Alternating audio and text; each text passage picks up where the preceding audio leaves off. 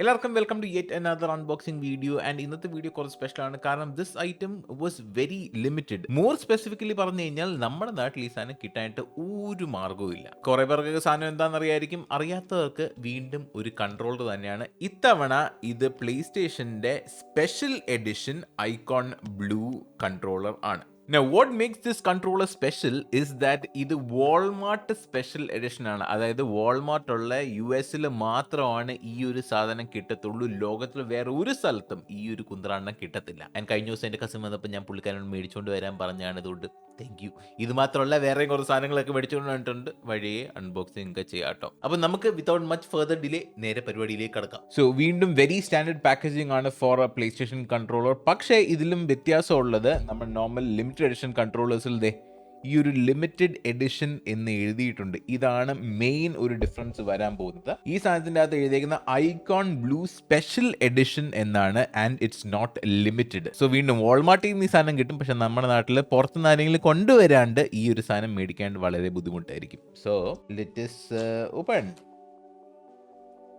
ഈയിടെ ഇറങ്ങുന്ന ഫോണുകളൊക്കെ തുറക്കുന്ന പോലെ തന്നെയാണ്. കൺട്രോളറിന്റെ പെട്ടി എന്ന് പറഞ്ഞാൽ വെരി സിമ്പിൾ ആണ്. ആകെ ഒരു പെട്ടിയുണ്ട്, പെട്ടിയുടെ അകത്ത് കൺട്രോളർ ഇരിപ്പുണ്ട്. അതല്ലാണ്ട്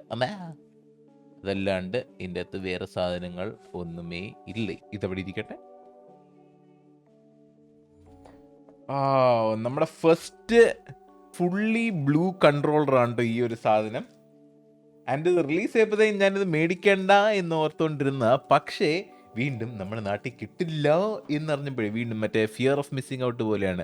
ഒരു സാധനം കിട്ടില്ല എന്ന് പറഞ്ഞാൽ അത് എങ്ങനെയെങ്കിലും കിട്ടിക്കണം എന്നുള്ളൊരു വാശിയുണ്ടല്ലോ, അതുകൊണ്ട് എന്നെ മേടിച്ചേക്കുന്നതാണ്.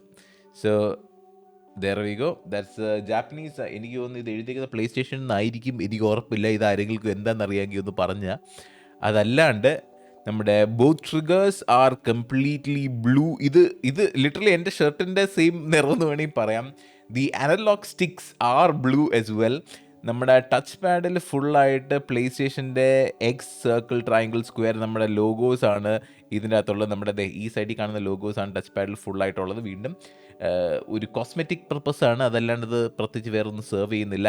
And we have a light blue for the face plate and dark blue അല്ല, ഇത് icon blue for both the side plates and നമ്മുടെ ഈ ഒരു ബട്ടൺസിനും സെയിം ആ ഒരു icon blue ബേസ് ആണ് വന്നേക്കുന്നത്, with the light blue as the inside. ഇതിൻ്റെ കൺട്രോൾസിൻ്റെ പടം കാണിച്ചേക്കുന്നത്.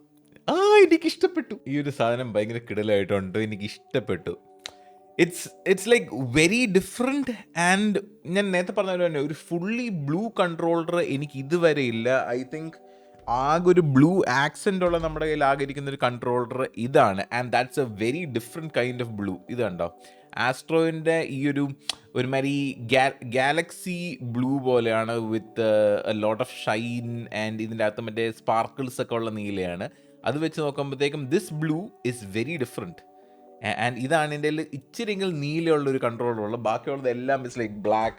ഓർ ഇപ്പോൾ നമുക്ക് കുറച്ച് വെറൈറ്റി വന്നേക്കുന്ന സാധനം യോട്ടേൻ്റെ ആണ്, കുറച്ച് ഗോൾഡിഷ് ടിഞ്ചുള്ള ഒരു കൺട്രോളർ.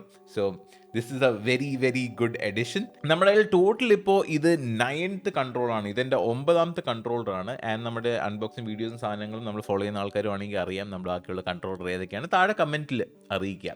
എൻ്റെ കയ്യിലുള്ള എല്ലാ കൺട്രോളേഴ്സും ഏതൊക്കെയാണെന്ന് അറിയാവുന്ന ആൾക്കാരുണ്ടെങ്കിൽ താഴെ കമൻറ്റിൽ പറയാം. അപ്പോൾ ശരി, എന്നാൽ ബൈ ബൈ. വീണ്ടും അടുത്തൊരു അൺബോക്സിംഗ് വീഡിയോയിൽ കാണും. ഇതുപോലെ ഒന്നും മേടിക്കാനായിട്ട് എനിക്കിനി തോന്നല്ലേ എന്ന് ഞാൻ പ്രാർത്ഥിക്കുന്നു. Bye bye bye.